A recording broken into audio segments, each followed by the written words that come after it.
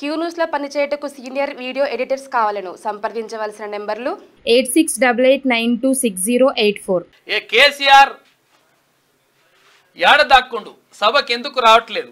తెలంగాణకు అన్యాయం జరిగితే ఎందుకు మాట్లాడట్లేదు? బీజేపీ బీఆర్ఎస్ ఒప్పందంతోనే రాష్ట్రానికి అన్యాయం. సభను పక్కదారి పట్టిస్తున్న కేసీఆర్ ఫ్యామిలీ ఐఐఎం ఇవ్వలే, తర్వాత ఐటీఐఆర్ పునరుద్ధరణ ఏలే, ప్రజలు శిక్షించినా మారలే, ప్రతిపక్ష నేతలు రూల్ బుక్ ఫాలో అవ్వాలి అని చెప్పేసి తెలంగాణ సీఎం రేవంత్ రెడ్డి నిజంగా ఐటీఐఆర్ నిజంగానే ఉంటే ఇప్పుడు గట్కేసర్ ప్రాంతం కావచ్చు, ఉప్పల్ ప్రాంతం కావచ్చు, ఇంకా జబర్దస్త్ గా డెవలప్మెంట్ అయ్యేది. పోచారం దగ్గర ఉన్న ఐటీఐఆర్.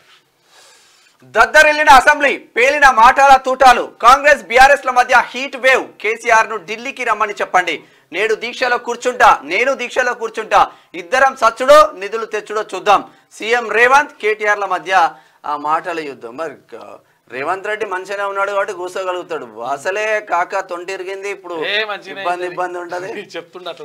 క్యూ న్యూస్ లో పనిచేయటకు సీనియర్ వీడియో ఎడిటర్స్ కావాలను సంప్రదించవలసిన నెంబర్లు 8688926084.